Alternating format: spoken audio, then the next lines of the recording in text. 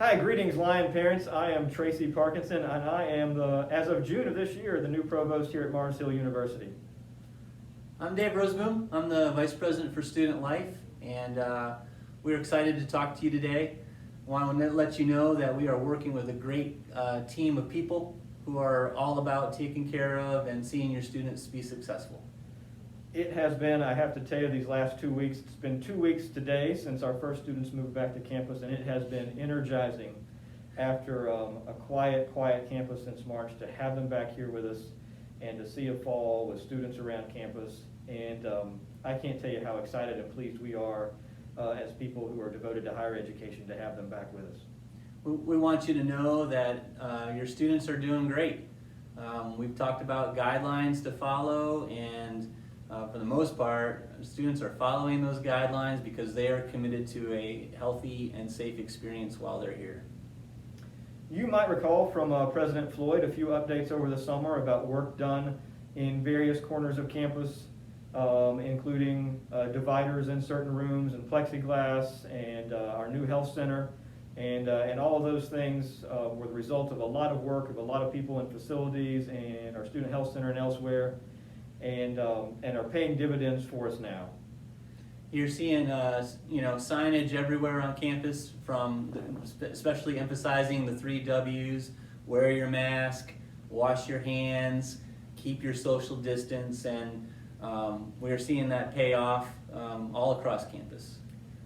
As you might know, if you made your way around campus right now, with classes in session, you're going to see all of our classrooms operating at about 40% of their original capacity. So a classroom that originally and normally would be a 20-person classroom is an 8-person classroom, so that we're able to make sure that that we do our masks, we keep our distance, and put ourselves in a position to have our classes in the healthiest, safest way possible. You'd find your way across campus and you'd find picnic tables, some tents on the way as the weather gets a little bit cooler, and then frankly, some guidelines for students in their social life after 5 o'clock and after class is over. And I have to be honest with you, we know that it's hard for them, and we know it's hard for your students to not be able to move as freely as they normally would and spend time with friends in the same ways that we would. We do have a few spots on campus that we've designated for gathering spots that we hope help a little bit, but we also acknowledge that it's tough. And our students, your students, have been remarkably resilient in a college experience that is a little bit different than they might have anticipated if you'd asked them a year ago today.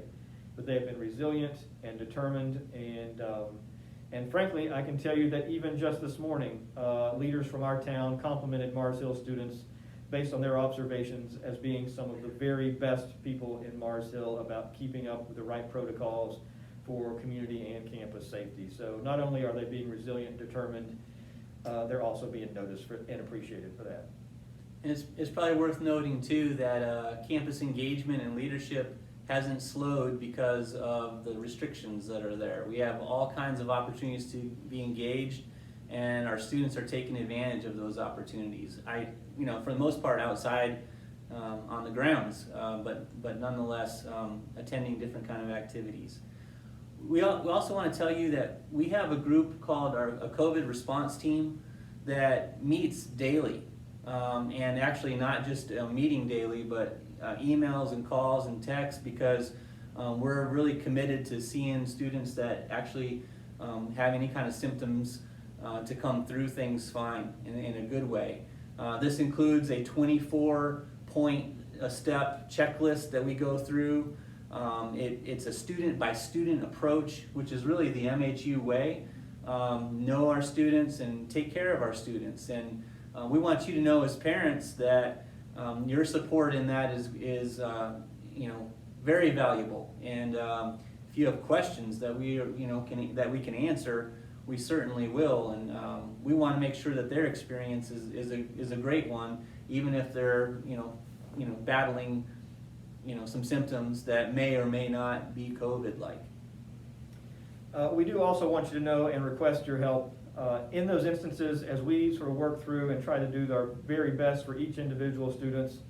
We'll be honest, and there will occasionally be some hiccups Sometimes a meal may not get delivered as soon as we would have liked it to, or it may not contain the order that we expected, or any number of other small things. And so if you can encourage your students to make sure that they contact somebody in residence life or health services or wherever it might be, and we'll work to resolve those issues as quickly as possible. Every day when we meet, we're looking back on the prior day and thinking about what we could have done better to serve our students in these situations.